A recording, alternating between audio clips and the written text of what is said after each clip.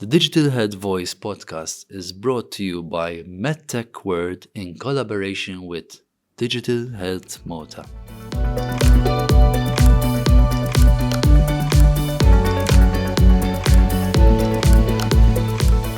Number 20, yes! This is such a great milestone for our team. We've reached our 20th episode podcast, or rather I should say podcast episode. And best of all, we don't do just podcasts, but we also do video interviews. So sometimes it's like double trouble. And with trouble, I would say something really pops to mind, and that's mental health. Because in reality, after the challenges of the COVID-19 pandemic, now we're facing an increased challenge of mental health and the disease burden behind mental health. And I took the opportunity today to invite Terry Wou, who is the CEO and founder of Bien-être World, which is a digital health intervention focused on mental health, especially in the corporate world. And with that in mind, let's dive deep into the interview. Hello, Terry! What's Hi, up? Stefan. Hey, I'm good. I'm in You're good? Paris. Yes. Yeah. You know, I'm still remembering, Terry, the conversations that we had in Malta. You really intrigued me as a character, I have to admit.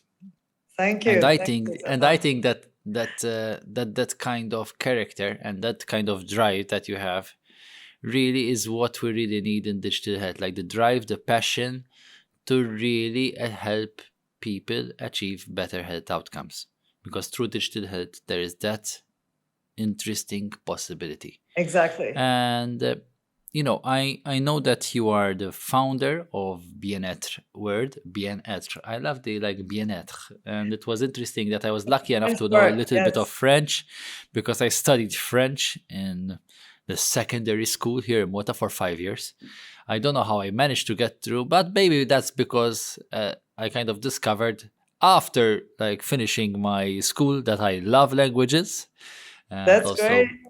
also, and I was reminded that thanks to my wife, who's Polish, so I got to learn a couple of Polish words there. But the story really, today's podcast is really about you, Terry. Thank you. Thank you And for having I me. want, yeah, and I want to ask you one simple question, Terry. Yes. Like, what's your digital health journey? What brought you here with us today? Because I mean, like, if you have a quick look at your LinkedIn profile, you Yes. were in investment and now you're in digital health. Like, what happened? Like, how did you make this really big change in your life? So, like a lot of us, we have a lot of big changes in our own lives. The first part of my career, I spent more than 20 years in investments, coming from Hong Kong. And I actually lived in the banking industry, seeing a lot of my friends and colleagues many years struggling with their mental well-being and the mental health. So it's firsthand. And actually, 2 years ago, my family moved to France. And 4 years ago, 4 years ago, I went back to university and studied psychology purely out of passion and interest. Most of the people probably would go for EMBA course, try to change job or make more money. At that juncture in my life, I decided to do something I really care about. So searching more for meaning and passion and bringing value to the society. So this is more altruistic, the reason. And it's also got to do the stage in my life.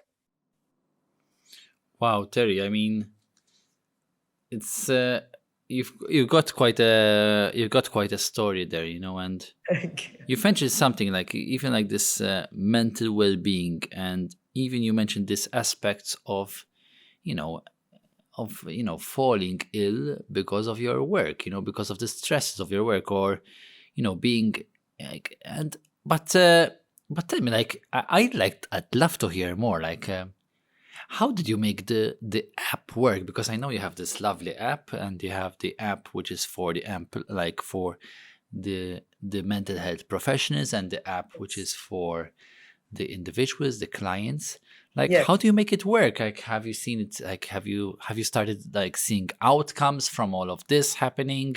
Like, how is it going? Like, tell us. Like, how is your story going there? The story, the key thing is where I come from the banking in the Hong Kong, very high pressure environment, seeing people that are not well. So I decided to help the employees of corporations. So when you talk about mental health, there are different segments. There are the older people, the young up and coming students. We all need mental health. So I decided to focus in the corporate world. Very high pressure, what we say human capital heavy industries like banking, finance, investments, accounting, legal fields. So that's my initial focus, to help these people. And there's also the ESG angle that I'd like the whole dynamic that not only focusing on the individual, but the relationship between the employer and the employees has to change. Okay, And like yes, Terry, like ESG, what does it stand for our audience who might not be so familiar with the term? What yes, does so it it's stand for? environment, social, and governance. So Okay. this is, a new generation. When we look at companies, we don't just look at shareholder values and revenues and profits. We Wow. want to do more to the society. And within the company itself, I want to increase the level of the S, the social side, that employers should be responsible for the mental health of the employees. So it's brought about by COVID. Also, there is a lot. I mean, 1 year on after I started the app, now we see a lot of people every day talking about mental health. But to reiterate, I specialize and focus in the business field. Wow. I mean, I can imagine a future possibly where when you invest in a company and you see the stock of that company, Yes. most of it, there might be an even special index, which is like the ESG index. How There do is these the ESG guys? index, yes. So it's already there. There It's is already the there. ESG index, Oh yes. wow. Okay. So I Okay. used to be a fund manager. Now that's one of the matrix that people look at. And I'm not sure if you know about B Corp. B Corp. I heard about B Corp, but these terms, I have to learn much more about them. So Yes, you so have to it's teach me. outside of the medical field, since you're Yeah. So B Corp is related to ESG, about climate change, companies that are Wow. focused Okay. on promoting ESG or recycling goods, or even not to produce too many stock Okay. if it's not needed. Yes. So we are not yet B Corp yet, but the idea is there. So to bring more value to the society. Yeah, and Wow. doing the right thing. Yes.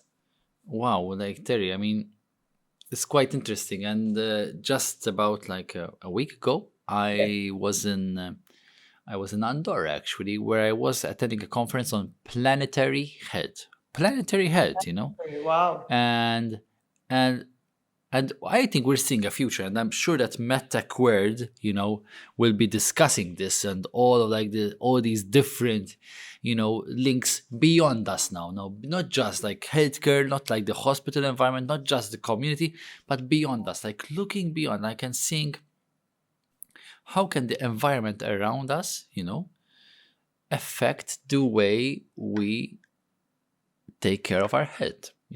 How can this change, and how can digital health play an incredibly important role in this? In fact, like last week, where I was even looking into how you can use an app, for example, to save carbon dioxide emissions. Just because you use digital health app, you don't use a car, and poof, you have reduction in emissions just because you decided instead to do a virtual call. In fact, I have to calculate how many carbon dioxide emissions this podcast saved, because a flight from Paris to Malta.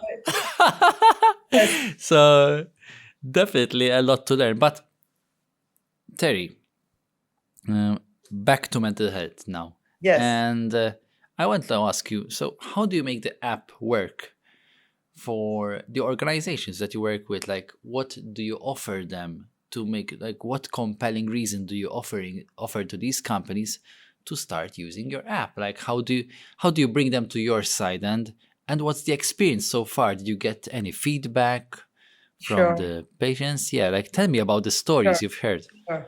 So what we want to bring is value that, like I said, to turn the tables, that the employer are not there to undermine the health or to overwork the employees, but to be actually the nice cop, to provide this. So I'm actually selling to the employers, to the organization. They 100% paid for it, for the employees to use it. Now, there are traditional hotlines that are taking care of mental health too late. Normally it's almost like anti-suicidal. And in Asia, where I'm promoting it, the culture is also not to talk about mental health until it's too late.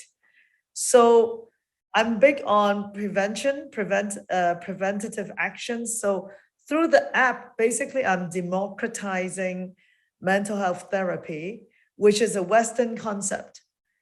So I'm trying to change behavior, both from the employer, how they treat the employee, so that the employee will be a better performer, and it will save. There are lots of studies that says the return on the investment, ROI, for every dollar spent on mental health programs will save employers $4 to $5 of short and long-term disability. So that includes absenteeism and presenteeism.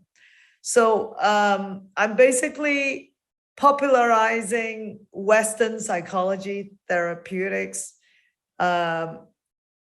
through an app so that it's easy to access, it's less scary, it's in everyone's pocket. You don't have to wait till too late, like you're super depressed or suicidal, to seek help. You've really struck me there, like until it is too late. We really like. I think we have a lot of this. I think it's improving a lot. I mean, in Malta, like especially during the pandemic, we've seen some really interesting developments. We've seen like a couple of chatbots come to play. There's the Richmond Foundation. They also came with their helpline, but they also came with their chatbot. So there was a lot of support coming from all these different organizations. And when you look back and see all that has been developed, like it's like the apps and the digital health solutions that guys like you offer, like companies like yours offer, they're fresh of breath air and they're very welcome in this era, like where most probably now after COVID, one of the biggest disease burdens that we will be facing is chronic disease burden for sure, but even more than that is the mental health burden. Exactly. So we really need to be ready on all levels. So the way you kind of explained how you focused like on this specific group of people, which is a high stress environment, mind you. Yes, I could even see mental health apps focused on healthcare workers. yes, that's So a that's good area also too. that's Or something to think police. about actually. Or police. Whoa. Yes. I mean, imagine and even like if for example like even like enforcement officials, they go through really stressful to Exactly. very, very stressful situations. And Yes. imagine having, for example, experts in this kind of challenges, like experts in these kind of, for example, post-traumatic stress disorder, and focused and having digital health interventions directly for these kind of officials. But let's take it a step further now, Terry. How do you see Bien-être World, fitting into the future of digital health and MedTech? You've mentioned so many cool things about this ESG index, like even this corporate governance and focus. But like, how do you see it now? Like, what's the next? How do the next 5 years look for Bien-être World? Like, are you looking into expanding into different markets? How it's going to work? Like, like maybe some insights you can give us? Sure. It's definitely going to grow. There are estimates it will grow at 20% per year. But I think different regions have different hurdles. And the fact that I choose to implement it in Asia, which for mental health is the most, in fact, it's the least accepted. So culturally, it's the most difficult. So I need to break down cultural barriers. And it's not just about number of users, it's about how we can make people be less self-stigmatized and to bring down this taboo. Already, COVID is helping, so more people are talking about it. A lot more people need it, but they are still not raising their hand to seek help. So the next 5 years, a lot has to do with education, promoting it in different environments. I'll start off in the corporate world. Maybe then there are different segments, like I mentioned, in schools, in older people. A lot of them are facing mental health issues. So there are a lot to be done. And country by country, the acceptance of talking about, even admitting about mental health and looking at it with the positive.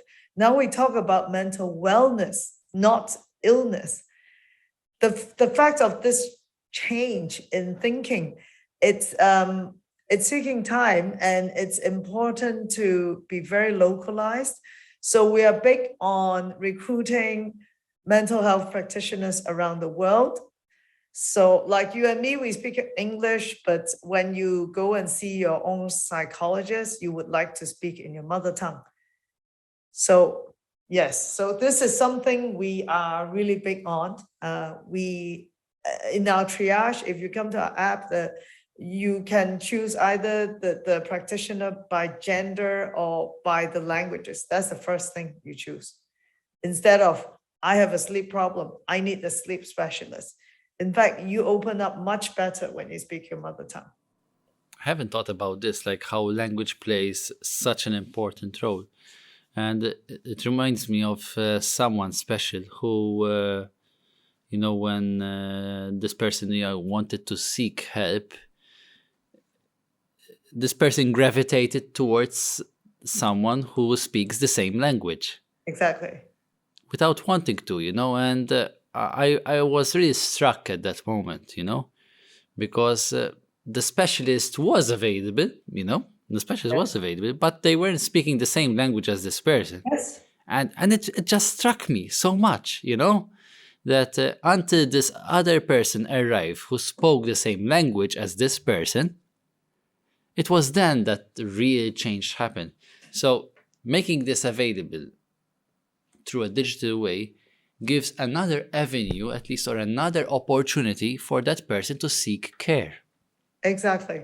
Which is really fascinating. And I mean, wow. I mean, I'm so happy that this episode, like especially this is episode number 20, Terry. Number Yes. 20. So it's like a new milestone for our team and everyone who works here on our podcast. So really, really happy to have you here. Thank you. And just to give you an example. Yeah, tell me. I want to speak about India and China, which are very big markets, very resistant to mental health. Okay. So about a third of our practitioners are Asians. Okay. And just the Indian language, we cover 5 languages and dialects. So imagine it's not that easy. I mean, in the mental health world, a lot has been done in the English language, and also our Indian practitioners, actually, most of them are not based in India. So this is something I'm looking into. There's the supply and the demand. Okay. India and China are not traditionally producing a lot of psychologists. Countries like the more westernized, like USA or Switzerland, produces a lot, the university produces a lot of psychologists. So I need to find those that speaks the language that I may not be able to find in India. So that is the trick. That is a trick, yes. And to bring the service to the Indians who wants to use it. And they may also not be in India. Yeah. That's another golden nugget of wisdom there, Terry. I have to admit, because I like the availability, and I'm actually curious to see now. I'll go and check some stats definitely about India and China and how many psychiatrists and how many psychologists and how many, mental health professionals they produce. Quite I can interesting, I tell you have to it's admit. very few. I actually have the WHO, World Health Organization figures. They recommended pre-COVID each country per 100,000 population to have at least 20 psychologists or psychiatrists. Now, because we are offering therapy, so we exclude psychiatrists. We do not believe in medication. This is our theory, to have online consultation. So for India and China, the figure, China is less than 3.8 per 100,000 population when you need 20. And Western countries like England, they have just barely 18, 19, just barely enough. And India is some crazy figure like 0.03. So there's a huge, huge mismatch. And then there's affordability, because it is something that is, it takes many years to study and to practice. So it cannot be easily offered very cheaply. So you see a lot of apps, that's why using chatbots. So this is a big debate whether you can replace it with chatbots. The short answer is no, for a very well qualified psychologist, because we're talking about human psyche. It's not like a banking transaction or e-commerce transaction where you can put up a chatbot and pre-program the answers. And I've been speaking to a few professors around the world that specialize in artificial intelligence, whether it could be used, with a lot of questionnaires and triage and chat. So I know some of my competitors do use the chat's keywords to analyze using AI. And actually, quoting these professors, they do not think it could be done, okay, in theory, but it's not effective as a human. So this is one of the few industries that could not easily be replaced. We're using technology to enhance, to democratize, like I said, to make it easier to access, but to completely replace it, it's another thing. It would be interesting to see if realistic avatars empowered by artificial intelligence might have a role there. We'll have to see that, because that's another dimension altogether, but it's possible. So it will be really interesting, because because really and truly, Terry, the health workforce gap has always been there. Yes. And most probably, the more our population grows, like the more like the worldwide population, the more the gap will grow. And unless there are scalable digital health interventions which address these gaps, these health workforce gaps. So like now we're going from mental health, we're going to health workforce, like quite interesting, I have to say, where this discussion is going. We're gonna need scalable digital health interventions. And it's only thanks to conversations like this one that we're having right now that we kind of start realizing possibly what are the solutions, and how we can scale up. So how can we scale up human efforts, And I'm really curious to see how the future will evolve, how research will evolve, how we'll get there. And I think we're not there yet. So we're not there yet. We have a lot of work to do. We're not there yet. So we're talking about using AR, AI, or virtual reality, so that you can go and have a flight or go somewhere instead of being locked up in your office. But today there are two main types of mental health apps. One type is the wellness type, and I'm doing the therapy clinical type. So I provide well-qualified psychologists and giving it to corporate workers. Now, the wellness type is much more scalable because you can imagine it's very popular. There are a few American apps that have mindfulness, or they put the whole cognitive behavior therapy workshop, 6 weeks course on an app. And it's a self-help, self-service thing. Now, maybe I'm, because I studied psychology, I'm more careful. Most of those are launched by non-psychologists because it seems to make sense and it's very scalable. But it's very risky when people self-diagnose, as you know, you're a doctor, right? And try to self-help or self-medicate. It is a very touchy subject.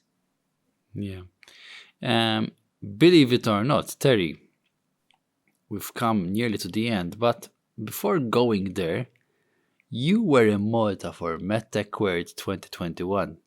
That's right. And you even had the opportunity to pitch your startup there. And that was so cool to see you there on stage.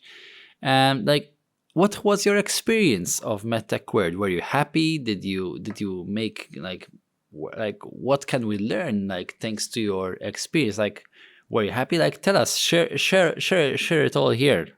It was a very amazing experience. MedTech World, I would say 2021 was very well run. Thanks to your team. All the preparation, and not just during the conference, but afterwards, all the promotion. A video was made for all the top 10 who pitched on stage. I'm very impressed, and the quality of the other peers who were invited are good. It's quite different, I must say, from all the investment conferences I've been to, but it will be good to see more potential investors in this year's Malta conference. Cool. Yes. Cool. Yes. Wow. Will we see you in Malta this year? Yes? No? Hopefully, yes. Yes. Yeah. All right. I'm looking forward to seeing you there, Terry. And with that in mind, I have one important minute for you. And in this minute, you have the opportunity, Terry, to raise awareness on any specific topic of your choice. It could be a charity, it could be fashion, it could be, it could be about your country, your favorite country. But you have 1 minute.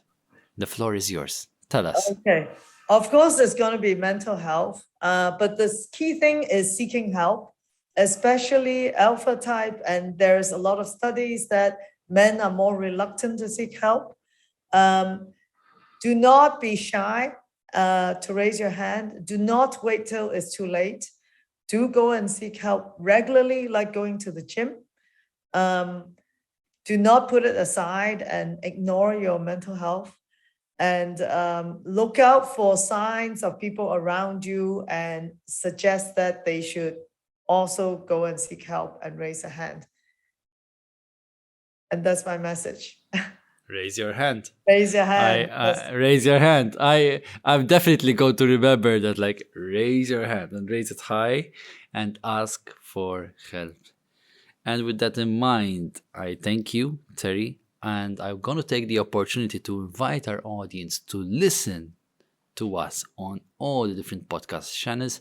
Share the word about the Digital Health Voice podcast. And guess what? We're not just a podcast, but we're also a video interview. So you can follow our video interviews on YouTube, Twitter, LinkedIn, and Facebook. So it's not just, so you can see us there. And you also have the podcast, and you can find us anywhere. Apple Podcasts, Google Podcasts, Spotify, wherever you would like. And with that in mind, thank you, Terry. And please send me the link. And thank you for having me, Stefan. I will. Yes, I will. And as they say in Maltese, Saha. Saha. Take care. Saha.